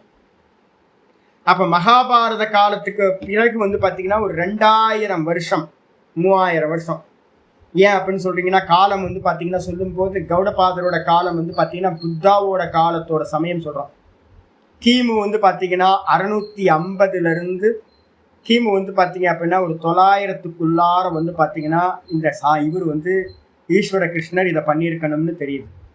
அப்ப என்ன அர்த்தம் அப்படின்னு கேட்டீங்கன்னா, கௌடபாதர் வாழ்ந்த காலம் கிறிஸ்துக்கு முன்னாடி வந்து பாத்தீங்கன்னா ஒரு 650 வருஷத்திலிருந்து 900 வருஷத்துக்குள்ளார உண்டாயிருக்கார் கௌடபாதர். அவருக்கு முன்னாடி இருக்கணும் அப்படின்னா என்ன அர்த்தம்? கிமு 1000க்கு முன்னாடி இருக்கணும். அப்ப இன்னையில இருந்து வந்து பாத்தீங்கன்னா 3000 வருஷத்துக்கு முன்னாடி வாழ்ந்தவர் ஈஸ்வர கிருஷ்ணர். அப்போ நடுவுல வந்து பாத்தீங்கன்னா மகாபாரத காலம் வந்து என்ன ஆயிடுச்சு? 5125 வருஷம் போயிட்டு. அப்போ 2000 வருஷம் நடுவுல வந்து பாத்தீங்கன்னா எத்தனை குரு சிஷ்ய பரம்பரையா என்ன பண்ணிருக்கோம்? பஞ்சசிகாச்சாரியர்ல இருந்து அவங்களோட சிஷ்யர்கள் அப்படின்னு குரு பரம்பரையா வந்து பாத்தீங்கன்னா சிஷ்ய பரம்பரையா ஆகதம் வந்து சேர்ந்தது ஈஸ்வர கிருஷ்ணேன. இந்த ஈஸ்வர கிருஷ்ணரா இருக்கிற என்னால் வந்து பாத்தீங்கன்னா ச ஏதத்து ஆரியாதிபிகி, இந்த ஏதத்து அப்படின்னா இந்த சாஸ்திரமானது, சாங்கிய சாஸ்திரமானது என்ன பண்ணுது? ஆரியாதிபிகினா ஆரியா சந்தஸ்ல சொல்லப்பட்டது. ஆரியா சந்தஸ்ல மீட்டர், ஆரியா மீட்டர்ல வந்து பாத்தீங்கன்னா சொல்லப்பட்டது. எப்படி சொல்லியிருக்கேன் அப்படின்னு கேட்டீங்கன்னா, மொத்த தந்திரத்தையும் நான் என்ன பண்ணிருக்கேன்? சங்கிப்தம் ஆரியமதினா. ஆரியமதி அப்படின்றதுக்கு அர்த்தம் நல்ல வெல் எஜுகேட்டட். ஆரியன் அப்படின்றதுக்கு அர்த்தம் நல்ல வெல் எஜுகேட்டட், நல்ல குருநாதர் படிச்சு கொடுத்திருக்காரு. அப்படிப்பட்ட ஆரிய புத்தியினால, ஆரிய புத்தின்னு அர்த்தம் நல்ல கல்ச்சர்டு புத்தி, அப்படிப்பட்ட புத்தியினால சங்கிப்தம் ரொம்ப சுருக்கமா சம்யக்கு விஜ்ஞாய சித்தாந்தம் கிருதம் அப்படின்னு போட்டுக்கணும். நல்லா வந்து பாத்தீங்க அப்படின்னா நல்லா விஜ்ஞாய, சம்யக்கு விஜ்ஞாய, நல்லா அறிந்து அறிந்து அறிந்து நான் என்ன பண்ணேன்? இந்த சித்தாந்தத்தை வந்து பாத்தீங்கன்னா இந்த ஈஸ்வர கிருஷ்ணேன கிருதம், ஈஸ்வர கிருஷ்ணரால் செய்யப்பட்டது அப்படின்னு அவரே எழுதிக்கிறார்.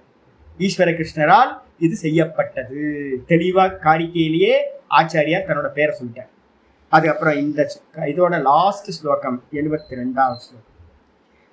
சப்தத்யாம் கிலயே அர்த்தாஹ, சப்தத்யாம் கிலயே அர்த்தாஹ தே அர்த்தா கிருத்ஸ்னஸ்ய ஷஷ்டிதந்திரஸ்ய, கிருத்ஸ்னஸ்ய ஷஷ்டிதந்திரஸ்ய ஆக்யாயிகா விரஹிதாஹ, ஆக்யாயிகா விரஹிதாஹ பரவாத விவர்ஜிதாஸ்சாபி, பரவாத விவர்ஜிதாஸ்சாபி. முடிக்கிறார். சப்தத்யாம் கிளையே அர்த்தோ. சப்தத்யாம் அப்படின்னா 70 ஸ்லோகங்களை கொண்டது அப்படின்றார். அப்ப என்ன அர்த்தம்னா, இந்த 2 ஸ்லோகத்தை வந்து பாத்தீங்கன்னா தத்துவ சிந்தனையில இவர் கொண்டு வரல. குரு சிஷ்ய பரம்பரையை 70 ஸ்லோகத்தோடு சொல்லி முடிச்சிட்டார். அப்ப சப்தத்யாம் கில அப்படின்னா 70 ஸ்லோகங்களில் ஏ அர்த்தோ, ஏ அர்த்தாக எந்த அர்த்தங்களானது, அர்த்தாக கிருஷ்ணஸ்ய ஷஷ்டி தந்திரஸ்ய. இந்த சாங்கிய தரிசனத்துக்கு ஒரு பேரு முக்கியமா கொடுக்கிறார். சாங்கிய தரிசனத்துக்கு என்ன பேரு அப்படின்னு கேட்டீங்கன்னா ஷஷ்டி தந்திரம் அப்படின்னு பேரு கொடுக்கிறார். நம்ம இந்த பேரை வந்து பார்த்தீங்கன்னா முன்னாடி ஃப்ரண்ட்லயும் எழுதி வச்சுங்க. சஷ்டி தந்திரம் நாம சாங்கிய காரிக்கா. சஷ்டி தந்திரம் என்ற பெயரை உடைய சாங்கிய காரிக்கா, சாங்கிய தரிசனம்னு எழுதிங்க முன்னாடி. ஏன்னா நமக்கு பின்னாடி இருக்கிறத நிறைய பேர் திரும்ப பார்க்க மாட்டோம்ல, முன்னாடி எழுதி வச்சா பார்ப்போம். ஷஷ்டி தந்திரம் அப்படின்னா என்ன அர்த்தம்? 60 தத்துவங்களை சொல்லக்கூடிய உள்ளடக்கிய சாஸ்திரம். ஷஷ்டி தந்திரம் 60 தத்துவங்களை உள்ளடக்கிய தரிசன கிரந்தம். இந்த கிரந்தம் வந்து பாத்தீங்க அப்படின்னா என்னன்னு கேட்டீங்கன்னா, எந்த அர்த்தங்கள் கிருஷ்ணஸ்ய ஏ அர்த்தா, முழுசா வந்து பாத்தீங்கன்னா எந்த அர்த்தங்கள் உண்டோ தே அர்த்தாக, அந்த அர்த்தங்கள் என்னது எப்படி சொல்லப்பட்டது அப்படின்னா ஆச்சாரிய சொல்றார், ஆக்கியாயிகா விரகிதாக. எந்த கதையும் சொல்ல சுவாமி, நான் தான் உங்களுக்கு ஏகப்பட்ட கதையா சொல்லிக்கிட்டு கதையை சொல்லி எனக்கு தெரிஞ்ச கதையெல்லாம் சொல்லிக்கிட்டு இது பண்ணிட்டு இருக்கேன். ஆனா வாஸ்தவத்துல சாங்கிய காரிக்கால ஒரு புண்ணாக்கு கதையும் இல்லவே இல்லை, கதைகள் இல்லாதது. அதே மாதிரி பரவாத விவர்ஜிதாச்சாபி, வேற எந்த வாதங்களையும் உள்ள கொண்டே வரல. ஆனா நான் என்ன பண்ணிருக்கேன், வேதாந்தியா நம்ம இருக்கிறதுனால, முக்கியமான வேதாந்தம் படிக்கிறதுனால நான் என்ன பண்ணிருக்கேன், வேதாந்தத்தை கொண்டு வந்தேன். கூடவே யோக சாஸ்திரத்துக்கு அங்கமா தான் நம்ம இப்ப இதை படிக்கிறோம். அதனால யோக சாஸ்திரத்தையும் நான் என்ன பண்ணிருக்கேன், வேதாந்த தரிசனத்தையும் உங்களுக்கு கூடவே கம்பேர் பண்ணிக்கிட்டே வந்தேன். ஆனா எந்த இடத்துலையும் இந்த சாங்கிய காரிக்கா வந்து பாத்தீங்கன்னா பரவாதங்களை, மற்ற தரிசனவாதங்களை சொல்லவே இல்லை. அவங்க தன்னோட மட்டும் ஃபோக்கஸ் பண்ணி இதை எழுதியிருக்கார். ஆனா நான் உங்களுக்கு என்ன பண்ணியிருக்கேன், எல்லாத்தையும் சேர்த்து 3 தரிசனத்தையும் உங்களுக்கு சொல்லிட்டே வந்திருக்கேன்.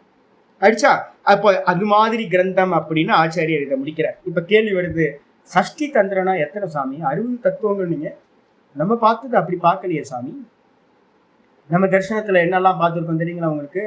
முதல்ல அவ்யக்தம் ஒண்ணு, அதுக்கப்புறம் அவ்யக்தத்துல இருந்து என்னெல்லாம் உண்டாச்சு, மகத்து. மகத்துல இருந்து எது உண்டாச்சு அப்படின்னு கேட்டீங்கன்னா அகங்காரம். அகங்காரத்துல இருந்து எது உண்டாச்சு, பஞ்ச தன்மாத்திரை. அப்ப மகத்து, அகங்காரம், பஞ்ச தன்மாத்திரை சேர்த்தீங்கன்னா மொத்தம் 7. அவ்யக்தம் ஒண்ணு ஆக்கிருங்க.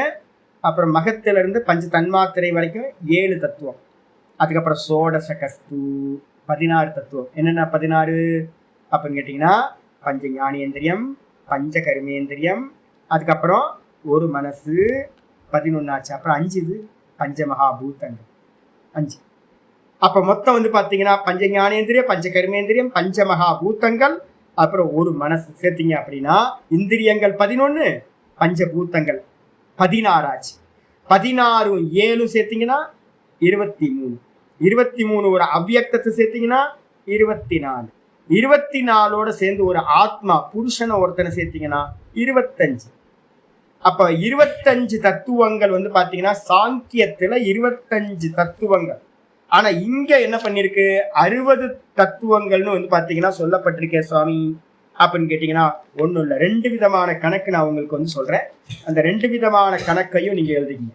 சஷ்டி தந்திரம்னா என்ன சுவாமி அப்படின்னு கேட்டீங்கன்னா உங்களுக்கு வந்து ஸ்லோகம் வந்து பாத்தீங்கன்னா 46ல வந்து கொடுத்துருக்க பாருங்க. 43வது பேஜ், 46வது ஸ்லோகத்துல பிடிஎஃப் பாருங்க. 46வது பேஜ்ல பிடிஎஃப் பாத்தீங்கன்னா உங்களுக்கு தெரியும். மொத்தம் புத்தியோட தன்மைகள் எத்தனைன்னு பார்த்திருக்கோம். புத்தியில மொத்தம் எத்தனை, 8ன்னு பார்த்திருக்கோமா? புத்தியில 8 எது, தர்மம், ஞானம், தர்மம், வைராக்கியம், அவைராக்கியம் 4. அதுக்கப்புறம் வந்து பாத்தீங்கன்னா அதர்மம், அஜ்ஞானம், அவைராக்கியம், அனைஸ்வரியம் 4. மொத்தம் 4 4 8 ஆயிடுச்சா? அப்ப புத்தியில இருக்கிறது 8. புத்தியில இருக்கிறது 8 கூட வந்து பாத்தீங்கன்னா இது எல்லாத்துக்கும் மேல இருக்கிறது இருக்கு. புத்தி தத்துவத்துக்கு மேல எது இருக்கு, அவ்யக்தம். அதுக்கு மேல எது இருக்கு, புருஷன். அப்போ அந்த 8ஓட வந்து பாத்தீங்கன்னா அவ்யக்தம், புருஷன் அப்படின்னு 2 சேர்த்தீங்கன்னா என்ன ஆயிடும், 10 ஆயிடுமா? 10 ஆயிடுச்சா? 8 பிளஸ் அவ்யக்தம், புத்தி தர்மம் 8, புத்தி தர்மம் 8ஓட அவ்யக்தம் பிளஸ் புருஷன் 2 பத்தியும் சேர்த்தீங்க அப்படின்னா 10 ஆயிடும். இந்த புத்தி தர்மத்தை என்ன பண்ணும், புத்தி தர்மத்தை என்ன பண்ணும், 4க்குள்ளார கொண்டு வந்தோமா, 8 வந்து 4 ஆக்கணும். விபரியம், அதுக்கப்புறம் அசக்தி, துஷ்டி, சித்தி. அந்த 4 வந்து பாத்தீங்கன்னா திரும்ப எத்தனை ஆச்சுன்னு பார்த்தோம், 50 ஆச்சு. என்ன 50 ஆச்சு அப்படின்னு கேட்டீங்கன்னா அடுத்த பேஜ்லயே உங்களுக்கு 50 கொடுத்துருப்பேன் பாருங்க. விபரியம் எத்தனை, 5 விபரியம். அதுக்கப்புறம் அசக்தி எத்தனை விதம்? 28 வெரைட்டி. அப்புறம் துஷ்டி வந்து பாத்தீங்கன்னா 9, சித்தி வந்து 8. அப்ப மொத்தமா கூட்டினீங்கன்னா 50 வந்துடும். 50 ஆச்சா? 50 பிளஸ் 10, புத்தி தர்மத்துல இருக்கக்கூடிய 8 கூட வந்த புருஷன் அவ்வியக்தம் சேர்த்தீங்கன்னா 10. அப்ப 50 10 60 ஆயிடுச்சா? இதுக்கு பேர் வந்து பாத்தீங்கன்னா ஷஷ்டி தந்திரம். 60 தந்திரங்களை உடையது, 60 தத்துவங்களை உடையது. இதாச்சா? இது ஒரு வெரைட்டி. சாமி வேற ஏதாவது சொல்லுங்களேன் அப்படின்னு கேட்டீங்க அப்படின்னா 60க்கு வந்து பாத்தீங்கன்னா ஒவ்வொன்றா சொல்றேன் பாருங்க. இதை எழுதிங்க, இது ரொம்ப இம்பார்ட்டன்ட். ஒவ்வொன்றா எழுதிங்க. நம்பர் 1, பிரகிருதி என்று ஒன்று இருக்கிறது. எழுதிங்க, மெதுவா எழுதிங்க, ஒன்றும் அவசரம். பிரகிருதி என்று ஒன்று இருக்கிறது. இதான் சித்தாந்தத்தோட முக்கியமானது. நம்ம சாங்கி சித்தாந்தம் படிக்கும் போது இதை வந்து தனியா ஐயா போட்டு வச்சுங்க, உங்களுக்கு ஹெல்ப்பா இருக்கும். பிரகிருதி என்று ஒன்று தனியாக இருக்கிறது. பிரகிருதி இருக்கிறது. ரெண்டாவது வந்து பாத்தீங்கன்னா அது ஒன்றாக இருக்கிறது. ரெண்டாவது அது ஒண்ணு. இது வந்து பாத்தீங்கன்னா ஒரு ஸ்லோகத்துல இருக்கு. அதை வந்து பாத்தீங்கன்னா நான் வந்து பாத்தீங்கன்னா முடிஞ்சா PDF அனுப்புறேன் உங்களுக்கு. பெரிய ஸ்லோகம் அது. விஷயத்தை மட்டும் நான் சொல்றேன். பிரகிருதி இருக்கிறது, அது ஒன்றாக இருக்கிறது. 2.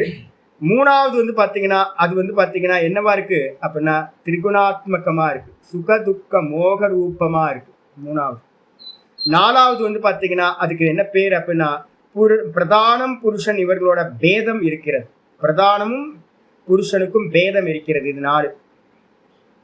டக்குன்னு வேகமா சொல்லிட்டேனா? புரியுதா? பிரகிருதி இருக்கிறது 1, ரெண்டாவது அது ஒன்றாக இருக்கிறது. அதுக்கப்புறம் மூணாவது வந்து பாத்தீங்க அப்படின்னா அந்த பிரகிருதி சுகதுக்க மோக திரிகுணாத்மிகமா இருக்கு. நாலாவது வந்து பாத்தீங்க அப்படின்னா பிரதானம் புருஷன் அப்படின்னு பேதம் இருக்கிறது. 4. அஞ்சாவது வந்து பாத்தீங்கன்னா பிரகிருதி வந்து பாத்தீங்கன்னா பரார்த்தமா இருக்கு. பிரகிருதி தனக்காக எந்த காரியத்தையும் பண்ணுவதில்லை. பிரகிருதி பரார்த்தமாக இருக்கிறது. பரார்த்தம், சுவார்த்தம் இல்லை, தனக்காக எதுவும் பண்றதில்லை, புருஷனுக்காக தான் அது எல்லாத்தையும் பண்ணுது. பரார்த்தமாக இருக்கிறது. 5. ஆறாவது வந்து பாத்தீங்கன்னா புருஷன் வந்து இப்போ புருஷனை பத்தி பேச ஆரம்பிக்குது. புருஷன் அநேகன். 6வது புருஷன் அநேகன், பகுபுருஷவாதம் வந்துருது.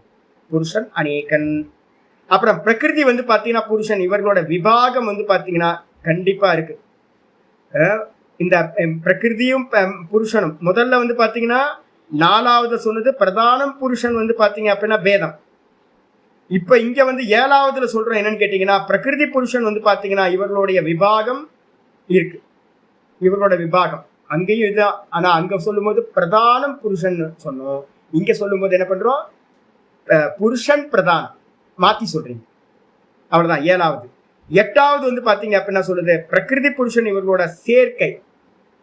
இப்ப நம்ம என்ன பண்றோம் அப்படின்னு கேட்டீங்கன்னா இந்த 7வதுல வந்து பாத்தீங்க அப்படின்னா மோட்சம்னு போட்டுங்க. 7வது வந்து பாத்தீங்க அப்படின்னா பிரகிருதியும் புருஷனும் பிரகிருதியும் பேதப்பட்டா மோட்சம். அப்ப சம்சாரம் எது சுவாமி அப்படின்னு கேட்டாங்கன்னா அதுக்கு சொல்லுது என்னன்னு கேட்டீங்கன்னா பிரகிருதி புருஷன் இவர்களோட சம்யோகம், சேர்க்கை. புருஷ பிரகிருதியோட சம்யோகம் சம்சாரம். அடிச்சா 7 வந்து மோட்சம், 8 வந்து பாத்தீங்கன்னா சம்சாரம் சொல்லியாச்சு. அப்புறம் 9 வந்து பாத்தீங்கன்னா சொல்லுது தத்துவ சாட்சா்காரம் உண்டான பிறகு ஷரீரதாரம் வந்து பாத்தீங்கன்னா இருக்கும். அதுக்கு என்ன பேரு? பிராரப்தம். சரீர சாட்சா்காரம் ஆனதுக்கு பிறகும் கூட, தத்துவ சாட்சா்காரம் ஆனதுக்கு பிறகும் கூட பிராரப்த வசத்தால் வந்து பாத்தீங்க அப்படின்னா சரீரம் இருக்கும். என்ன எக்ஸாம்பிள்? சக்கர பிரமிவத்து, சுத்திர சக்கரம் மாதிரி அப்படின்னு எக்ஸாம்பிள் சொன்னோம். அது மாதிரி அதுக்கு என்ன பேர் அப்படின்னா சரீரம் சாட்சா்காரத்திற்கு பிறகும் சரீரம் இருக்கும் என்பதற்கான யுக்தி சொல்லப்பட்டது. அப்புறம் 10வது வந்து பாத்தீங்கன்னா புருஷன் வந்து பாத்தீங்க அப்படின்னா புருஷன் எப்படிப்பட்டவன் அப்படின்னா கர்த்தா ஆவதில்லை. புருஷன் வந்து பாத்தீங்கன்னா கர்த்தா ஆவதில்லை, போக்தா மட்டுமே அப்படின்னு வந்து பாத்தீங்கன்னா மொத்தம் 10 விஷயங்கள் வந்து பாத்தீங்கன்னா சொல்லப்பட்டது. புருஷன் கர்த்தா இல்லை, போக்தா மட்டும்தான். இந்த 10 விஷயங்கள் வந்து பாத்தீங்க அப்படின்னா சேர்த்துக்கிட்டு கூட இருக்கிற அந்த விபரியம் இதெல்லாம் சேர்த்து ஒரு 50 விஷயம் இருக்குல்ல, அந்த 50 விஷயத்தோட சேர்த்தீங்க அப்படின்னா 60 ஆயிடும். அப்ப டிஃபரன்ஸ் வந்து பாத்தீங்கன்னா அந்த 10 தான் என்ன பண்றோம்? டிஃபரெண்ட் பண்றோம். 10 வந்து பாத்தீங்கன்னா புத்தி தர்மங்களா இருக்கக்கூடிய 8ஐயும் சேர்த்து பிரதான புருஷன் சேர்த்தாலும் 10 வந்துடும். இல்ல இப்ப நான் சொன்ன மாதிரி 10 சித்தாந்தத்துல இருக்கிறது எல்லாத்தையும் சொன்னீங்க அப்படின்னாலும் 10 வந்துடும். இந்த ரெண்டுத்தையும் தனித்தனியா எழுதி வச்சுக்கிட்டீங்கன்னா இதைத்தான் நம்ம வந்து பாத்தீங்கன்னா ஃபுல்லா கண்டனம் வந்து பாத்தீங்கன்னா எப்படி கண்டனங்களுக்கு எல்லாத்துக்கும் யூஸ் பண்ணிக்கலாம். இதோட இந்த கிரந்தம் வந்து பாத்தீங்கன்னா பூர்த்தி ஆகுது. இது சாங்கியகாரிகா சமாப்தாக அப்படின்னு சொல்லி முடிக்கிறார்.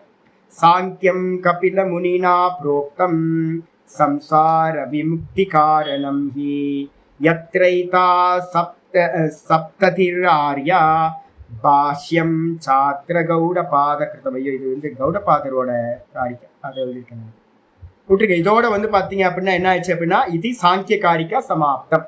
சாங்கியகாரிகா இதோட பூர்த்தியாச்சு.